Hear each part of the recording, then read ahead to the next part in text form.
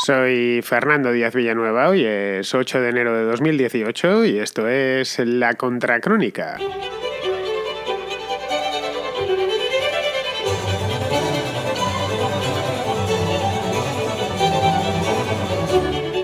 La última semana de diciembre, Donald Trump promulgó finalmente, después de pasarlo por el Congreso, es decir, por la Cámara de Representantes y por el Senado de los Estados Unidos, su anunciada reforma fiscal. No es un ajuste menor, no es una reformilla, que diríamos en España, es una reforma fiscal en toda regla que incorpora cambios en la regulación fiscal y, tal y como prometió, trae rebajas impositivas sustanciosas, tanto para empresas como para particulares. Esta reforma, que en la Contracrónica ya la anticipé y la traté en un programa hace unos meses, creo que fue en el mes de diciembre, noviembre, cuando se estaba tramitando en la Cámara de Representantes, y ahora que ya está aprobada, pues la conocemos en toda su integridad. Se calcula, o han calculado, no sabemos hasta qué punto será cierto, que ahorrará unos $4.000 por familia y que servirá para impulsar el crecimiento económico. Le han puesto incluso cifra, lo cual a mí no me deja de sorprender. Un 3%, han dicho, en los próximos años. Eso sí, no anual, que entonces sí que sería para aplicar esa reforma en todos los países del mundo, que no estaría mal, por cierto. En España nos haría falta una reforma como la de Trump.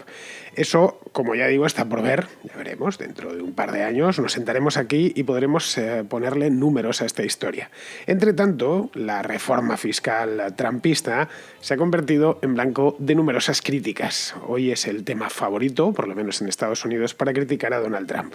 Vamos a ver hoy aquí en la Contracrónica qué tienen de verdad estas críticas y qué tienen de mentira.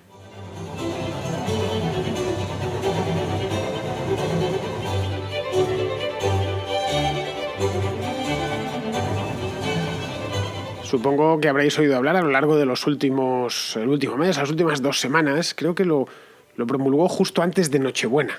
Firmó la ley, esto fue no sé si el 22 o el 23 de diciembre, pues desde entonces se habla bastante en los medios norteamericanos, por supuesto, pero también en los del extranjero, de esta reforma fiscal de Trump. Pero curiosamente no tiene ese nombre. Es decir, si buscamos Trump, Tax Reform, por ejemplo, en Google, pues nos sacará esto.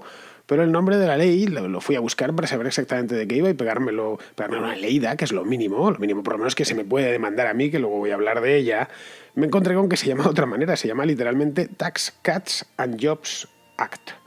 Es decir, traducido, más o menos sería algo así como Ley de Recorte Fiscal y Empleo. No está mal pensado por parte del equipo de Trump de unir la idea del recorte fiscal con la de los impuestos. De haber ido dirigida a subir impuestos, porque muchas reformas fiscales van dirigidas a eso. De hecho, es lo normal. Cuando alguien se empeña en quiere subir los impuestos, lo primero que va a decir es: voy a hacer una subida de impuestos. No, voy a proceder a una reforma fiscal que subirá un poco los impuestos como consecuencia, pero es necesario porque actualmente no los pagan, o los pagan de mala manera, o no están bien organizados. A fin de cuentas, a nadie le gusta pagar impuestos. Que yo sepa, si hay alguno que le guste pagar impuestos, que levante la mano y por favor que me escriba, porque será la primera persona en toda mi vida que conozco que le gusta pagar impuestos. De gustarnos, lo haríamos voluntariamente, y creo que nadie los paga voluntariamente. Es decir, no se llamarían ni siquiera impuestos, se llamarían voluntarios, y no es el caso. O nadie pide un recargo y dice: bueno, esto es lo que me toca, pero por favor, cóbreme un poquitín más. No sé, como el que le pide al camarero en un restaurante que si la cuenta es de 30 euros, pues mira, cóbrate 35 y los 5 te los quedas. Eso no se lo hacemos al de la agencia tributaria. Le decimos: bueno, así que tengo que pagar en total 1.500, ¿no? Bueno, pues vamos a hacer una cosa. Me cobras 2.000 y los 500 restantes os los repartís entre vosotros porque sois la mar de simpáticos y la mar de majos. No, eso creo que nadie lo ha hecho. Hasta donde yo sé, que lo mismo hay gente para todo, ¿no? Lo mismo hay alguno que le gusta esto de pagar impuestos. De hecho, los impuestófilos, que suelen estar por lo general a la izquierda, aunque también hay impuestófilos a la derecha, son los que dicen que pagar impuestos es necesario, bla, bla, y tienen un discurso hiperfiscal que echa para atrás. Y discurso hiperfiscal que se acaba en el momento en que les dices a la cara: bueno, pues pagadlos voluntariamente, cubre tu parte y la mía, ya que son tan buenos y tan estupendos, casi mejor que pagues los impuestos por los dos, ¿no? Pagas los tuyos y luego ya metido en ruidos, pues pagas también los míos. ¿Acaso no es algo tan estupendo? Bueno, volviendo sobre el tema de la reforma fiscal, o hablemos con propiedad, mejor dicho, el recorte fiscal de Trump, el Tax Cuts, tal y como ha llamado a esta ley, es algo que ha recibido un montón de críticas. También de aplausos, ojo, hay muchísima gente en Estados Unidos y fuera de los Estados Unidos que lo está criticando. De hecho, más o menos esto no tiene valor científico, pero por lo que he podido leer en las últimas 2 semanas creo que está la cosa, como dicen en inglés, 50-50. Está más o menos 50-50. La mitad creen que es una buena reforma y la otra mitad creen que no. La critica con vehemencia. Normalmente los que la critican suelen venir del entorno demócrata, previsible. De hecho, todos los representantes demócratas en la Cámara, que son 192, votaron en contra, no hubo ni una sola excepción, y todos los senadores demócratas, que son 49, votaron también en su contra. Por suerte, en ambas cámaras los republicanos son mayoría. No todos los republicanos votaron a favor, por lo menos en la Cámara de Representantes. Sí en el Senado, pero no en la Cámara de Representantes. Hubo creo que 10 o 12 que votaron en contra, republicanos que votaron en contra de esta ley, lo que viene a demostrar que en el Congreso norteamericano hay voto de conciencia. Esto sería impensable en un sistema como el nuestro, en el que a veces sucede, pero muy rara vez, y menos con cuestiones de dinero, con cuestiones fiscales. El hecho es que, como los demócratas han votado en contra, pues bien, las críticas vienen básicamente desde ahí, desde ese entorno político y, por supuesto, mediático. También la critican esta reforma muchos libertarios, que no tienen representación en el Congreso, ni en el Senado, ni en la Cámara de Representantes, pero por ser insuficiente, como no podía ser menos, claro. Y, por supuesto, quien la critica, y mucho, es la extrema izquierda estadounidense, que también existe, que es la Jill Stein, la que se presentó en las elecciones del año 2016, esta mujer del Partido Verde, pero bueno, eso era algo perfectamente razonable. Lo raro es que la hubiese apoyado, que la hubiese criticado sin demasiada energía, porque a estos todo impuesto que baje del 80%, el impuesto que sea, pero tiene que ser una tasa como mínimo del 80%, pues les parece propio de un paraíso fiscal.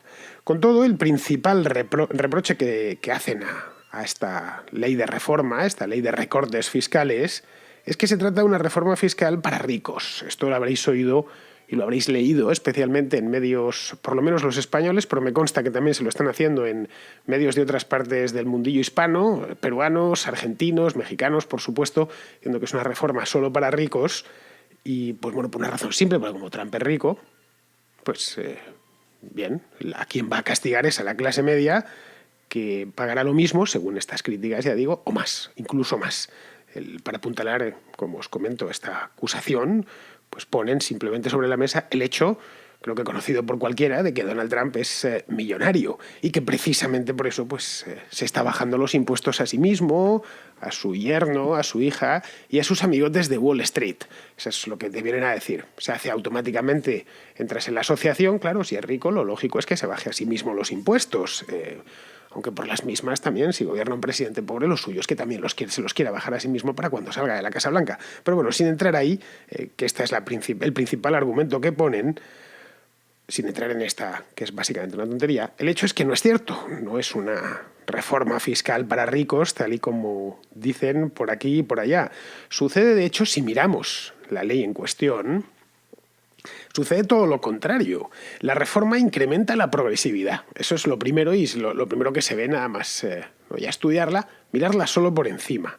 Es decir, va a tener más o trae nuevos tramos impositivos. La reforma en el impuesto sobre la renta, ojo, esto no toca otro tipo de impuestos. Bueno, esto significa, o traducido a la realidad, que habrá más gente abajo pagando menos impuestos porque entrará en un nuevo tramo y que los de arriba del todo o pagan lo mismo o incluso podría darse el caso de que pagasen más. Luego, ese argumento queda desmontado solo con mirar la progresividad de la nueva ley. En un análisis sobre esta misma ley que han hecho en el Cato, que estuve leyéndome, estimaban que todos los que ganan entre 40.000 y 75.000 dólares al año, que vendría a corresponderse en Estados Unidos con la clase media, más o menos, vienen a ganar eso en, unos 50 a 60.000 dólares al año. En algunos estados, incluso, si ganas 50.000 dólares al año, eres directamente clase baja. Es un país que tiene unos sueldos altísimos, pero bueno, clase media baja. Pues estos pagarán, según este estudio que leí, un 37% menos. Caray, es una cantidad considerable. A mí me proponen, como miembro de la clase media española, una rebaja fiscal del 37% y la firmo, no mañana, la firmo ahora mismo. Vamos, le doy paro el programa un momento, os meto publicidad y automáticamente firmo. Luego volvería, por supuesto. Bien, estos mismos que han hecho este estudio han visto que en la parte de arriba o la rebaja fiscal es muy pequeña, del orden del 3, del 4%, o directamente es nula. En las últimas semanas, este que he leído, el del Cato, pues porque el Cato lo leo a diario y es el primero y el más, desde luego, enjundioso. En las últimas semanas, los think tanks americanos, allí hay muchísimos, de todas las tendencias posibles, es un país con muchísima vida intelectual, han hecho todo tipo de simulaciones, no solo esta, sino también think tanks de corte demócrata o izquierdista. Han hecho simulaciones con contribuyentes tipo, que es la única manera que se puede hacer estas cosas, porque los impuestos casi son, no solo en Estados Unidos, también en otros países, casi te tienes que poner, están casi personalizados para ti. No hay dos personas que paguen exactamente o con la misma carga fiscal. Pues han escogido unos cuantos contribuyentes tipo y en casi todos los casos les sale menos a pagar. Ya sean ricos, pobres o de clase media, monda y lironda. Ya digo, no solo el Instituto Cato, sino prácticamente todos los think tanks, incluso periódicos, revistas, etcétera. Es un tema del que se viene hablando mucho en Estados Unidos en los 2 últimos meses. Actualmente, y este creo que es un dato definitivo, en Estados Unidos el 10% de los contribuyentes paga el 70% de los impuestos sobre la renta. Es decir, de la recaudación federal sobre la renta, el 70% de esa recaudación, es decir, 7 de cada 10 dólares, proviene del 10% de los contribuyentes. Sí, si lo llevásemos a base 10, digamos, pues tendríamos que uno está pagando 7 de cada 10 dólares, una cosa así. Bueno, pues con la reforma, lo que va a suceder, con esta reforma, una vez aplicada o implementada, va a suceder que ese porcentaje aumentará. Es decir, pero no el del 10%, sino el del 70%. Probablemente dentro de 1 o de 2 años hablemos de que el 10% están pagando el 75% de los impuestos. Creo que esto es impepinable y nos viene a decir que efectivamente los ricos no pagarán menos y los pobres pagarán más. Desmontando este argumento, que yo creo que ha sido o que sigue siendo el principal, es decir, que favorecerá a los ricos y perjudicará a los pobres, ya sabéis, el discurso del pobrismo tiene siempre gente que le escuche, han atacado con una razón que de primera se antoja muy poderosa. Dicen que la reforma fiscal costará la vida, repito, costará la vida a 10.000 personas cada año. Cuando la leí me quedé patidifuso, fascinado. Dije, como 10.000 personas le han puesto un 10 seguido de 3 ceros, lo han cuantificado. Y 10.000 personas, claro, la pregunta que me hice es, ¿10.000 personas por qué?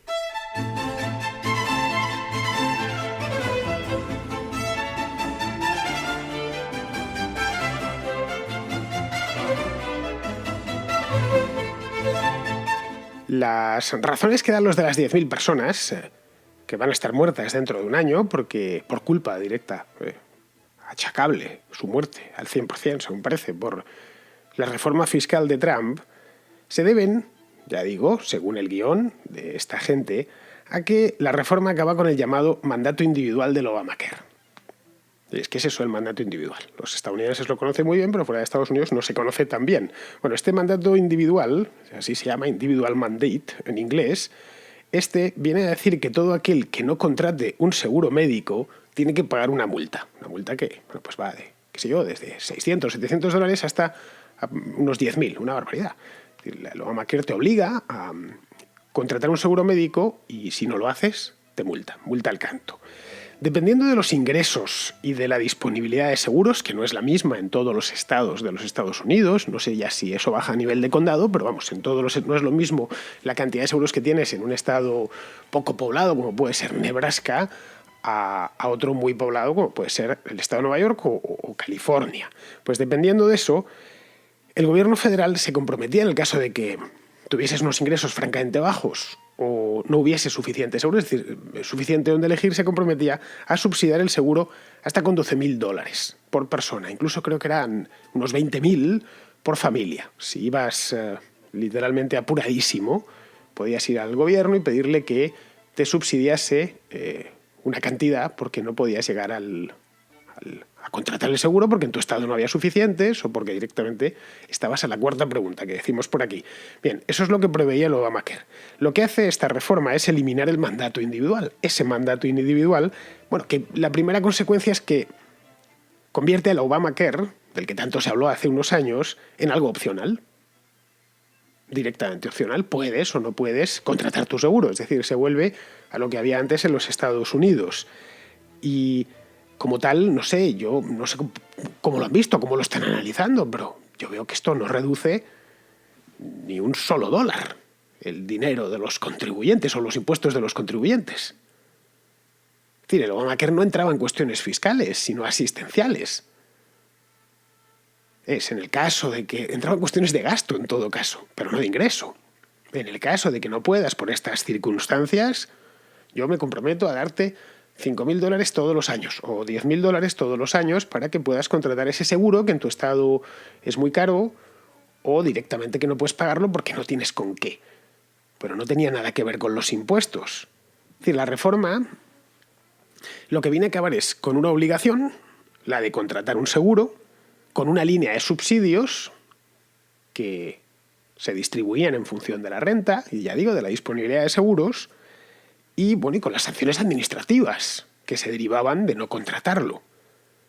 Nada más, eso es todo con lo que acaba. En cierto modo, acaba con el Obamacare, eso está claro, pero no tiene ningún componente fiscal.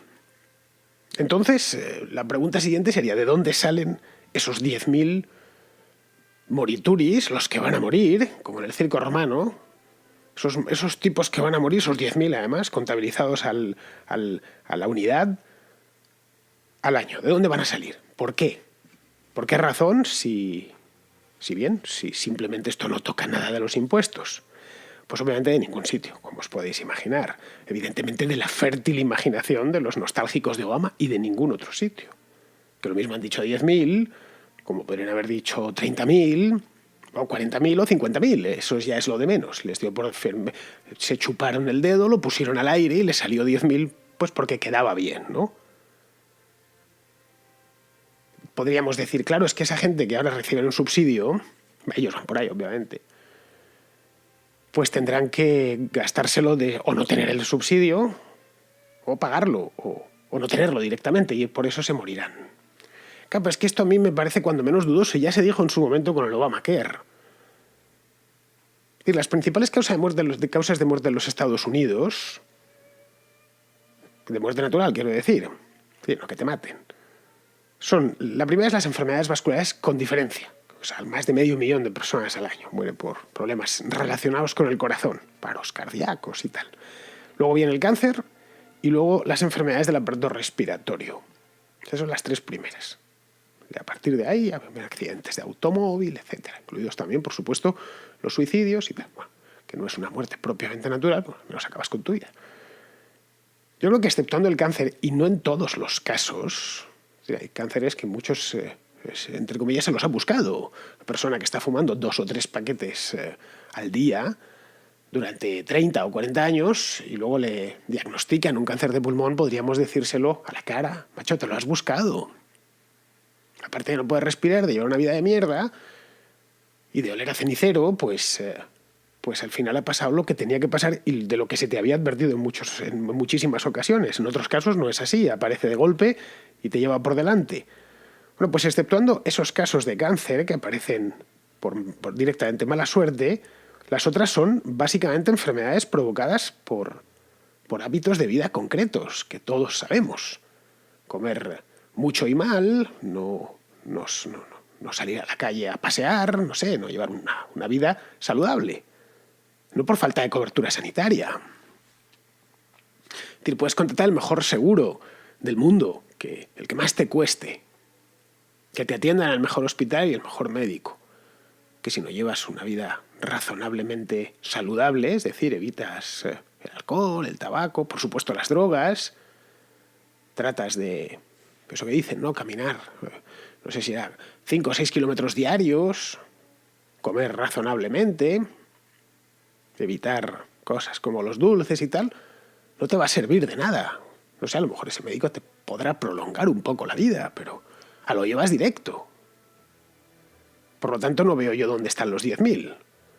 Ni veo tampoco que haya un enlace entre causa y efecto. Pero bueno, otra de las críticas que les hacen, vamos a dejar esta a un lado porque otra que también es muy llamativa, esta es una crítica muy insistente, es que están haciendo la reforma. Esta reforma se va a hacer, esta reforma, de hecho ya se va a hacer, es definitivo, simplemente para que los empresarios paguen menos impuestos. Bueno, es que no solo viene no es una reforma, un recorte fiscal solo para individuos, sino también para empresas. Y que esto no se traducirá en salarios más altos, porque los empresarios, según ellos, se meterán todo el dinero en el bolsillo. Y no lo trasladarán a los empleados, ni invertirán nada nuevo, simplemente dirán, uy, qué bien, me encuentro con un saco de dólares nuevos que no tenía y me voy a comprar un yate o un Ferrari o me voy a ir de vacaciones durante medio año a algún hotel o me lo voy a gastar en Las Vegas, en el casino. Bien, en el caso de que fuese así, es decir, de que lo hicieran, no pasaría nada. Tienen una empresa para ganar dinero, nada más, no por amor al arte. Ser empresario más en Estados Unidos pues es complicado, es un mercado muy competitivo en el que requiere arriesgar mucho y trabajar bastante más. No estás para irte 6 meses de vacaciones. Cualquier empresario lo puede decir, no ya en Estados Unidos, sino en cualquier otro lugar del mundo. A ver, los empresarios no son santos, pero tampoco son diablos. Son simplemente gente decidida que ve una oportunidad y la aprovecha y gana dinero con ello. Luego, a título individual, por supuesto, pues hay de todo, desde tipos extraordinarios y de gran calidad humana hasta personajes despreciables.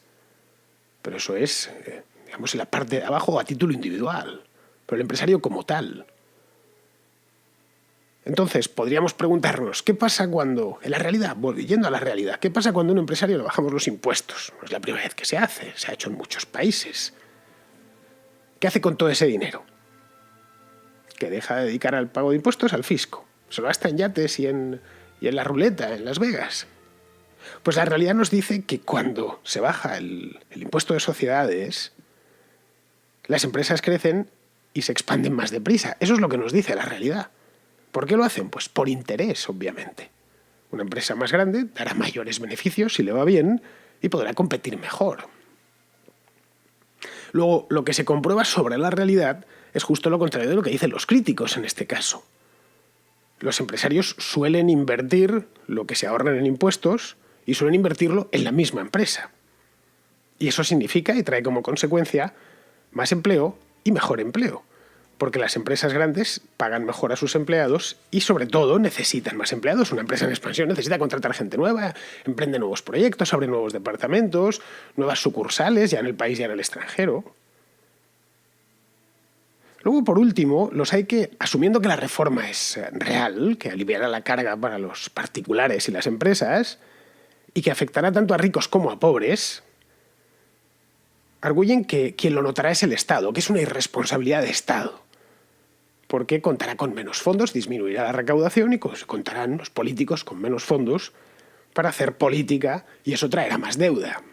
Es decir, que al final esta rebaja fiscal se traducirá en una deuda mayor dentro de unos años. Lo que los americanos han ahorrado tendrá que ponerlo el Estado mediante deuda. Bien, dando por bueno que la recaudación disminuirá, que no tiene por qué ser así. Sucede a veces que se bajan los impuestos y aumenta la recaudación porque aumenta también la actividad económica. La deuda no se mitiga ingresando más, sino gastando menos. No sé, yo creo que es algo tan elemental que lo sabe cualquiera, incluido un niño de 10 años, cuyo su capital está metido en una hucha. Y si le debe dinero a su hermano, sabe que la única manera de conseguir devolver lo que debe no es gastar más. Lo tiene clarísimo, es gastar menos, quitarse de cosas, no comprarse golosinas y recibir la paga de sus padres, guardarla y amortizar deudas. Eso lo sabe, ya digo, un niño de 10 años. No sé si tan preocupados están por la monstruosa deuda federal, que es eso mismo, es monstruosa. Deberían clamar por un decidido recorte de gastos y no de impuestos.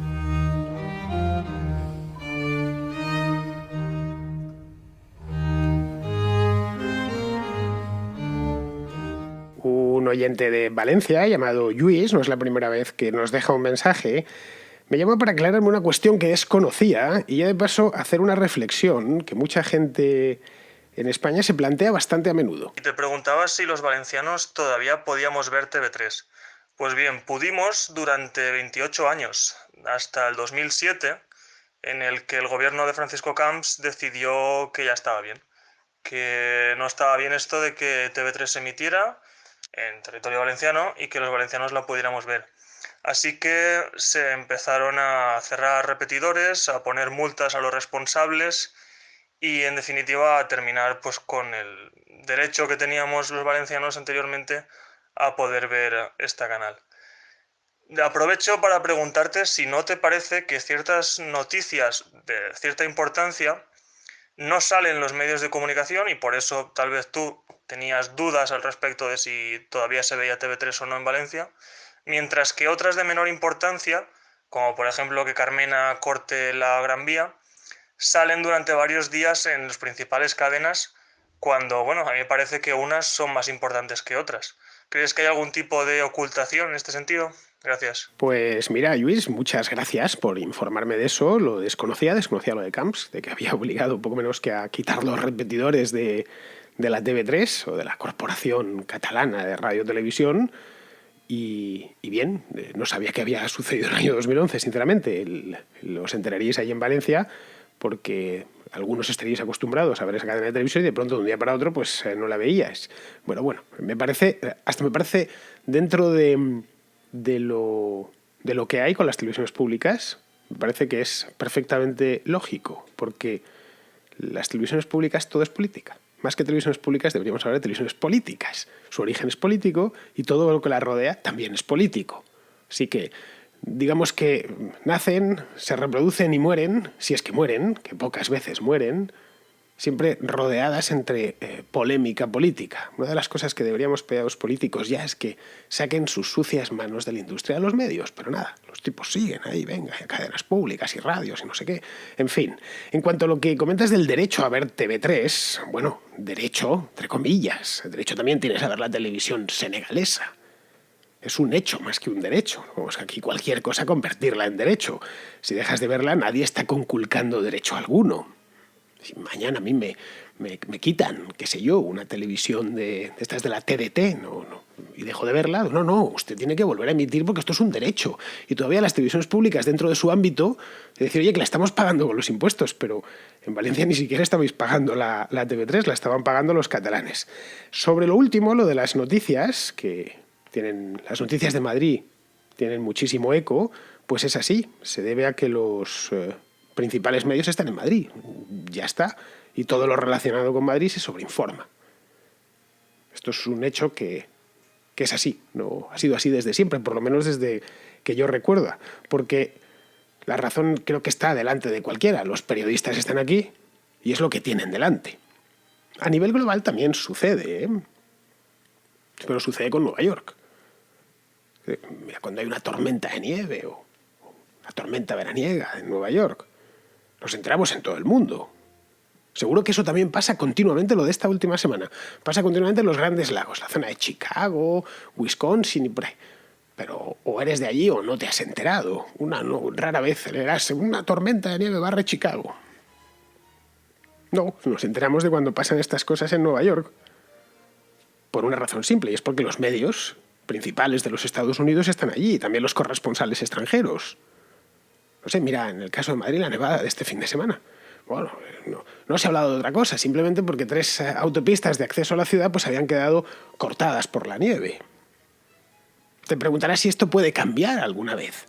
Pues yo sinceramente no lo creo, no sé, en el futuro quién sabe, pero si cambia será de manera espontánea, no, esto no se puede cambiar por decreto. La industria mediática suele concentrarse y en España está concentrada en Madrid. Y no desde, como muchos piensan, es que esto lo dijo Franco, está concentrada en Madrid desde siempre. El primer periódico de la historia de España, y uno de los primeros de la historia de Europa, fue la Gaceta de Madrid, que nació en 1697. Bueno, pues lo puso el rey, Carlos II en aquel entonces. Bueno, Carlos II no sabía ni leer, pero bueno, no lo puso el rey. Fue por iniciativa privada, era una gacetilla de avisos y estuvo publicándose hasta la Guerra Civil. La primera emisora de radio también fue madrileña, fue Radio Ibérica, que se empezó a emitir en el año 1923, va a hacer ahora 100 años. Y la crearon, no la creó el rey ni el gobierno, no, la creó dos fabricantes de aparatos de radio que estaban interesados en que la gente, bueno, pues escuchase la radio y que mejor comprase sus aparatos, mejor dicho, y solo iban a comprar sus aparatos si dentro sonaba algo. La televisión sí nació fruto del Estado, en España en concreto la crea el Estado en 1956, en pleno franquismo, pero bueno, porque era lo que había. Más la televisión se consideraba en aquel entonces una tecnología fabulosa y necesitaba unas inversiones de tal calibre que en el año 56, por lo menos en España, no hubiera sido posible. Ahora, seguramente si la dejan correr y no hubiera el Estado creado nada, hubiera nacido la televisión en España unos años más tarde, seguramente de capital privado y seguramente en Madrid, porque luego las televisiones privadas nacieron todas en Madrid al abrigo de la ley de televisión privada de tiempos de Felipe González. No sé, es una industria muy de la ciudad, ¿qué quieres que te diga yo? Hay muchísimos periodistas aquí, gente relacionada con los medios, y es por eso que se informa mucho sobre Madrid. Luego está el hecho de que muchas cosas de que suceden por España no llegan a Madrid, simplemente. Y si lo hacen, no se les presta oídos, como que no interesan. Pero eso es lo mismo, eso tampoco se puede cambiar por decreto. Es el mundo en el que nos ha tocado vivir. Las cosas es mejor entenderlas, porque si nos empeñamos en cambiarlas, nada más se pueden cambiar por la fuerza y generando 1000 disfunciones alrededor nuestro. Muy bien, pues vamos a acabar el programa, que al final me he pasado, y acabamos como siempre con Pizarro, que nos quiere hacer su comentario sobre las cifras de desempleo, que han sido muy buenas, o por lo menos viniendo de donde venimos en el último año, y sobre la salida de la crisis. La salida de la crisis en España fue de manual, político contra sociedad. Recortes de broma que indicaran un cambio de tendencia en el despilfarro previo y con ello avalar un endeudamiento público desmedido, pese a la tensión impositiva, mientras la deuda privada se diluía en un paro terrible. Todo se tambaleó, el Estado no cayó y la sociedad se ha levantado pese al Estado. La sociedad seguirá avanzando pese al Estado, pero tras la crisis, pesa mucho más. Cada éxito personal y empresarial de esta crisis ha sido pese al Estado, que no dudará en enterrarse en medallas, aunque su único interés ha sido poder financiarse pese a quien pese, y pesará. El temporal de Levante es un huracán al que solo le falta ponerle nombre de pila. Un cordial saludo de Pizarro. Pues muy bien, amigos, hasta aquí ha llegado la contra de hoy. Lo único que me queda es despedirme de vosotros. Hasta mañana.